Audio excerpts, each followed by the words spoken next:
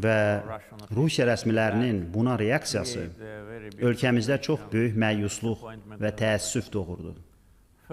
Birincisi, ilk növbədə təyyarəyə atəş açılmamalı idi.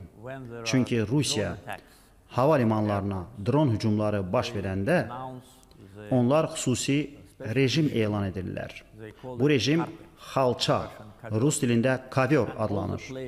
Dron hücumu olanda bütün təyyarələrə xəbərdarlıq göndərilir və onlar geri qayıdır. Həmin təyyarə qəzaya düşməzdən 2 həftə əvvəl Rusiyanın həmin şəhərinə uçan digər təyyarəmiz oxşar hal ilə üzləşmiş, ona vaxtında müvafiq xəbərdarlıq verilmiş və həmin təyyarə geri dönmüşdür. Bu dəfə bu siqnalı vermədilər. Təyyarə artıq vurulandan sonra siqnal verdilər. Bunu yalnız araşdırma prosesini aparacaq şəxsləri çaşdırmaq üçün etdilər. 2 dəfə atəş açdılar.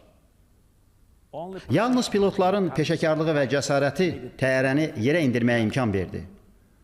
Xoşbəxtlikdən təyyarə Rusiyada deyil, Qazaxstanda eniş etdi.